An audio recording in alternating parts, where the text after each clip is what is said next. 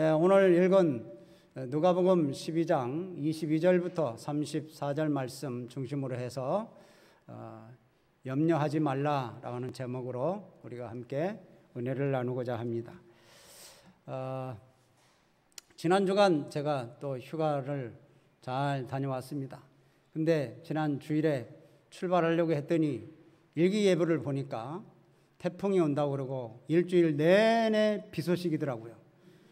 그래서 얼마나 걱정했는지, 내려가려면 적어도 이제 비가 오면 속도를 제대로 못 낼 테니까 엄청 느리게 갈 거다. 또 가서 어떻게 이 휴가를 비 속에서 보낼 수 있을까 염려 많이 했습니다. 그런데 갈 때는 비 한 방울 내리지 않아서 고속도로 잘 내려갔습니다. 얼마나 잘 내려갔는지요. 쉬엄쉬엄 갔어도 그늘만 지고 비가 한 방울도 내리지 않았습니다. 그래서 그 다음날 또 해수욕장에 갔는데 태풍이 온다고 막 일기예보는 하는데, 그래서 그런지 바닷가에 우리 가족만 와가지고 아무도 없어요. 그 더운 여름에 햇볕도 하나도 없고 구름이 가득하고 바람은 얼마나 세게 부는지 시원하게, 그래서 해수욕장에서 우리 가족만 시원하게 그냥 바람 쐬고 왔습니다. 돌아다닐 때는 비가 하나도 안 오고 꼭 집에 들어가면, 숙소에 들어가면 비가 오더라고요. 또 올라오는데 우리 여수 어머니 전화가 왔어요. 여기는 비가 많이 온다, 운전 조심하라. 얼마나 많이 오는지 염려가 되셔서 우리한테 전화했는데, 우리는 올라가는데 비가 하나도 안 오는 거예요. 그러니까 우리가 떠나니까 또 여수에 비가 엄청나게 온 것 같습니다. 참 하나님의 은혜로 이렇게 잘 다녀왔습니다. 그러고 보니까 또 우리 하나님의 은혜도 있지만 우리 성도님들이 또 기도 많이 해주셔서 잘 다녀왔습니다. 얼마나 감사한지요. 이 괜한 염려를 했던 것 같아요. 일기예보만 보고. 오늘 말씀을 보면 염려하지 말라, 예수님께서 그렇게 말씀하세요. 여러분, 우리가 사는 동안에 염려 없는 그런 날들이 있을까요? 우리가 사는 동안에 가장 큰 숙제는 바로 이런 염려입니다. 염려. 우리가 먹을 것, 입을 것, 이 의식주를 위해서 늘 걱정하고, 이 염려 때문에 이 염려와 전쟁을 해야 되는 게 우리의 인생이에요. 어려운 환경이 좀 나아지면 염려가 없어지겠지. 그래서 이 어려운 환경을 미리 우리가 막아보려고도 합니다. 그런데 그럼에도 불구하고 이 염려할 만한 그런 상황이나 근심은 늘 항상 우리 곁에 늘 있습니다. 오늘 본문 말씀을 보시면 우리의 생각으로는 이해가 잘 안 돼요. 하나님의 말씀대로 염려하지 말아라. 아니, 우리가 어떻게 염려를 살아가는데 어떻게 염려를 안 할 수가 있어요? 예수님처럼 그렇게 염려하지 말아라 그러면 염려 안 한다. 그런데 사실 그런 말씀을 들으면 뜬구름 잡는 것 같죠. 그냥 허공을 그냥 손짓하는 것 같은 그런 느낌이 드는 게 사실이에요. 그런데 정말 하나님을 믿는다면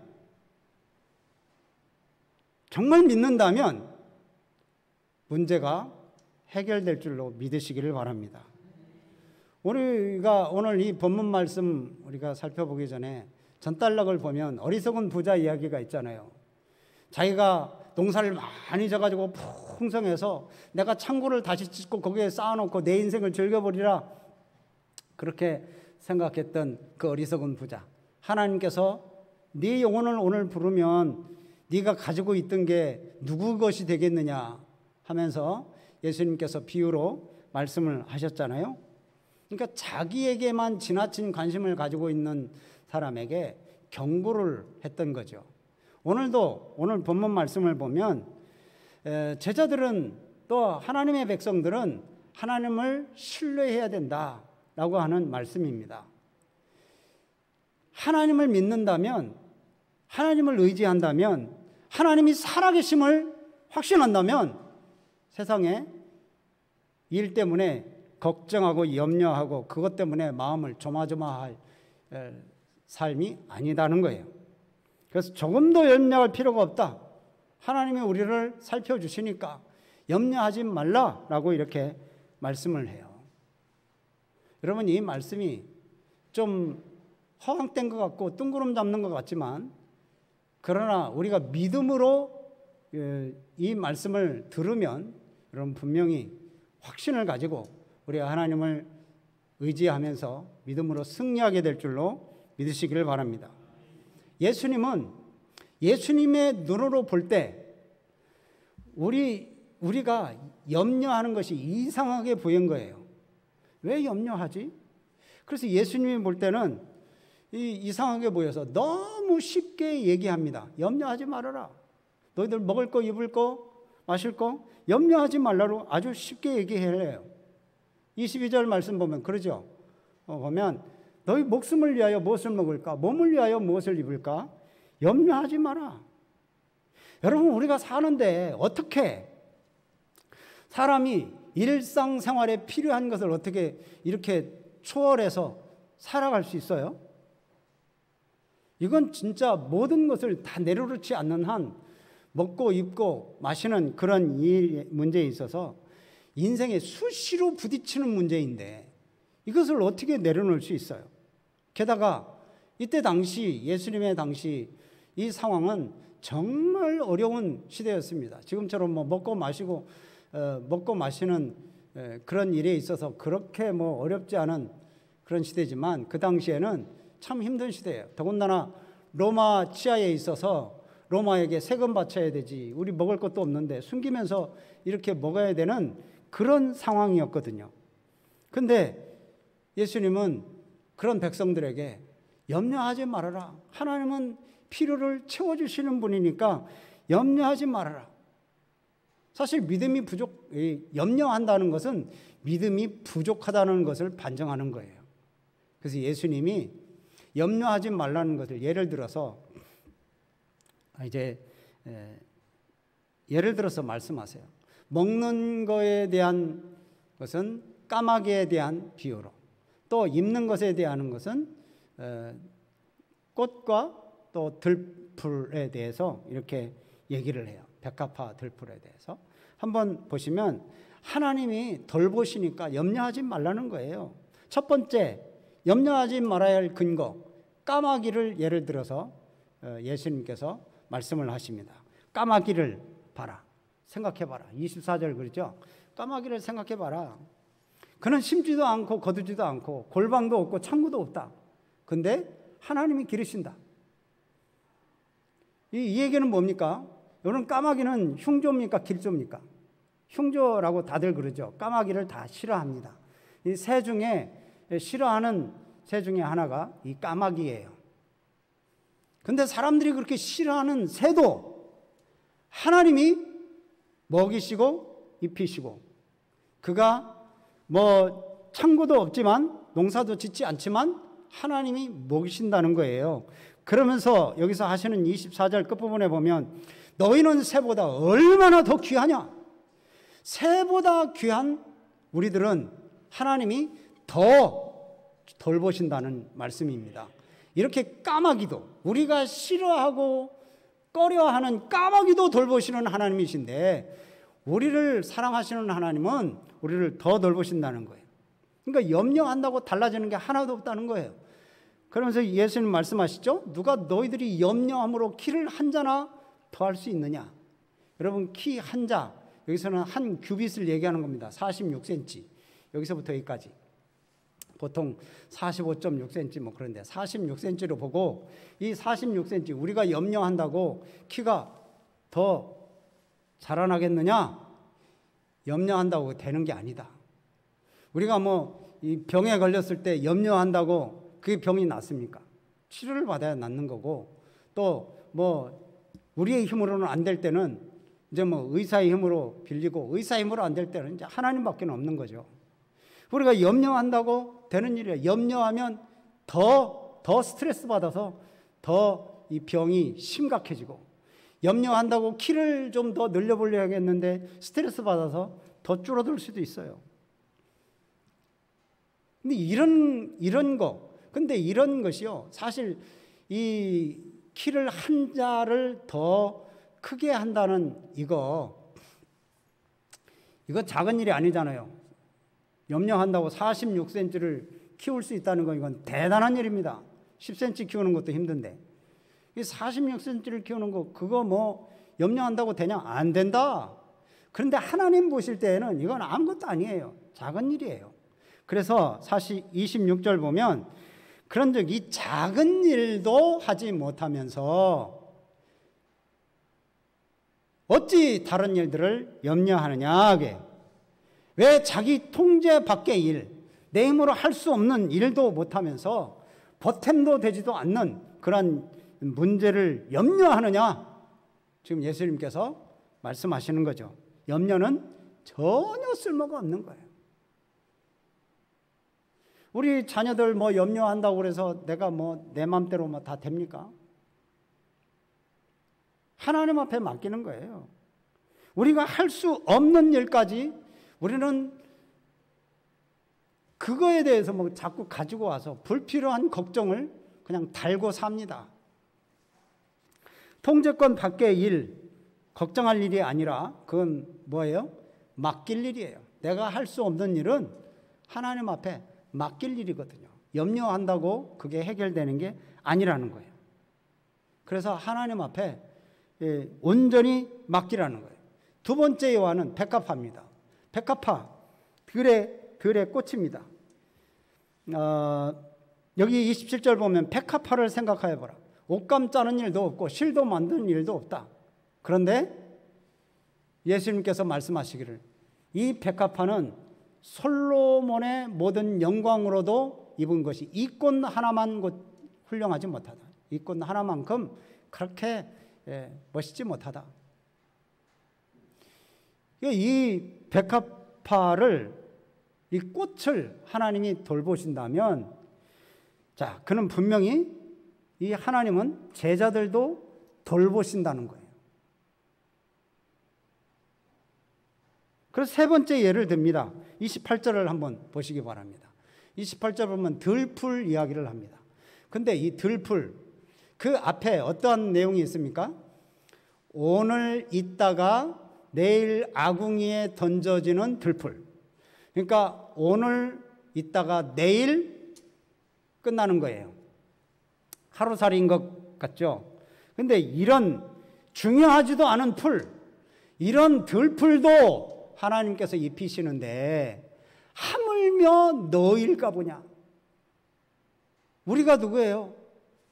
우리를 사랑하시는 우리 하나님이 우리를 살리시려고 하나밖에 없는 아들을, 예수 그리스도를 이 땅에 보내주셔서 우리를 살리려고 예수님을 죽이신 하나님, 우리가 얼마나 귀중한 존재이기에 우리를 그렇게 하나님이 사랑하셨겠어요. 그런 우리들을 하나님이 돌보시지 않겠느냐? 왜 염려하느냐? 왜 근심하느냐? 그러는 거예요. 그러면서 예수님이 여기서 아주 충격요법을 씁니다. 28절 끝부분에 보면 뭐라고 그래요? 믿음이 작은 자들아. 우리 믿음이 적으면 예수님께서 사랑이 많으시니까 좀 이렇게 부드럽게 이렇게 말씀을 하실 수도 있잖아요. 부드럽게 이렇게 위로하시지 않고 아주 강하게 꾸짖으죠. 믿음이 작은 자들아, 왜 염려하느냐? 우리는 이 자연 미물과 비교할 수 없을 정도로 우리를 존귀한 존재로 우리 하나님께서 우리를 만드셨어요. 그러니까 하나님의 백성들에게는 이 염려라는 것이 가당치도 않다는 거예요. 너희들은 하나님의 백성이야. 하나님이 돌보셔. 근데 왜 염려해? 가당치도 않다 하는 그런 예수님의 말씀이에요. 그래서 염려는 바로 그러니까 믿음이 연약하다라는 것을 보여주는 거예요. 내가 병이 걸려서 막 근심과 염려가 돼. 내가 무슨 문제 때문에 이걸 어떻게 해결할까? 근심, 염려가 돼. 하나님 앞에 맡기라는 거예요. 근데 우리가 살아가는 데 있어서 참 삶이 좋아질수록 우리의 삶은 풍성해지잖아요. 과학이 발달하면서 우리가 살아가는 데 있어서 얼마나 참 편안하게 살아갑니까? 그런데 이렇게 편안하게 살아가는 과정 중에 없어도 되었던 것, 그런 것들이 요즘에는 꼭 필요한 시대가 되어버렸어요. 옛날에는 없어도 뭐 살 수 있었는데 지금은 그거 없으면 안 돼요. 그것 때문에 우리가 염려도 더 많아져요. 그걸 또 채워야 되니까, 그걸 갖다 놔야 되고, 그걸 소유해야 되니까. 그러니까 우리는 염려하지 않아도 될 것 가지고 사서 염려를 하는 경우가 많다는 겁니다. 어떻게 살아야 할지 염려하는 것보다 우리를 살리시는 하나님을 믿고 하나님의 뜻을 따라 살아가야 한다는 거예요. 그러면 하나님께서 우리가 있어야 할 것, 필요로 할 것들을 채워주신다라고 말씀합니다. 그렇다고 뭐 우리는 다 놀고 먹어도 하나님이 채워주시겠네, 이렇게 무의도식하라는 건 아닙니다. 우리가 할 수 있는 건 해야 돼요. 근데 할 수 없는 것 가지고 괜히 고생하면서 하나님 앞에 맡기지도 못하고 그냥 끙끙 앓아봐야 아무 소용없다는 겁니다. 그러니까 하나님은 우리에게 좋은 것을 주실 것이니까 염려하지 말고 하나님 나라를 위해서 살아라. 그 예수님은 좀 더 극단적으로 말씀을 합니다. 이런 먹는 거, 입는 거, 마시는 거, 그런 것 가지고 구하지도 말아라. 그런 것 때문에 근심하지도 말아라. 여기 보면 그래. 29절에는 그러죠. 하나님이 우리를 돌보신다는 것을 믿는다면 이런 것 때문에 마음 초조하고 불안해하지 말라는 거예요. 이런 것들은 이방 사람들이 구하는 것이다. 우리가 하나님의 나라를 구하면 하나님은 하나님의 나라를 우리에게 주는 것을 기뻐하신다는 거예요. 있어야 할 것을 아시는 거예요. 그렇다고 우리 뭐 성도들이 세상의 것들을 무시하고 살아갈 수는 없잖아요. 먹고 마셔야 되는데, 살아야 되는데. 또 예수님도 이 세상을 무관심하게 살아라는 그런 말씀의 의미는 아니에요. 단지 세상의 삶에 지나친 관심을 가지는 것 때문에 영적인 문제를 소홀히 하는 것에 경계하기 위해서 하나님께서 이렇게 말씀하시는 거예요. 그러니까 중요한 것이 무엇이고 부차적인 것이 무엇인지를 분별하면서 살아라는 거예요. 진짜 중요한 것이 뭐냐? 그렇다면 우리 하나님의 백성들은 무엇을 구하면서 살아야 되느냐? 자, 31절 말씀을 읽어봅니다. 31절 시작. 다만 너희는 그의 나라를 구하라. 그리하면 이런 것들을 너희에게 더하시리라. 하나님의 나라를 구하라. 이건 아주 지속적인 습관으로 삼으라는 거예요. 내가 무엇을 위해서 살아야 되는가? 먹고 마시기 위해서만 늘 일하는 거에만 집착하지 말고 내가 주님 나라를 위해서, 내가 하나님을 위해서, 내가 은혜를 받은 자로서 내가 어떻게 살아야 되느냐, 이것을 늘 생각하라는 거예요. 그래서 하나님의 통치를 받기를 추구하고 또 하나님께서 요구하실 때 긍정적으로 이렇게 반응해야 된다는 거예요. 그래서 하나님이 나를 돌보신다라는 것을 깨달을 때 이제 근심, 걱정, 염려 없이 편안하게 살아갈 수 있다는 거예요. 그래서 하나님은 우리에게 하나님의 나라를 주시는 것을 기뻐하신다. 32절 말씀 보면 그러잖아요. 끝부분에 그렇게 나옵니다. 그 나라를 너에게 주시기를 기뻐하신다. 그의 나라를 구해라. 그러면 그의 나라를 우리에게 주신다. 그 나라가 뭐예요? 천국이잖아요. 천국. 하나님 나라가 천국이에요. 그러면 하나님의 나라를 구하면 하나님이 하나님의 나라를 우리에게 주시는 것을 기뻐하시는데, 그러면 우리가 하나님의 나라를 구하는 것이 뭐냐는 거예요. 33절 보면 하나님께서 아주 강력하게 우리에게 도전을 줍니다. 자, 한번 읽어볼까요? 시작. 너의 소유를 팔아 구제하여 낡아지지 아니하는 배낭을 만들라. 곧 하늘에 둔 바 다함이 없는 보물이니 거기는 도둑도 가까이 하는 일이 없고 좀도 먹는 일이 없느니라. 아멘. 자, 하나님 나라를 구하는 것은 뭐냐?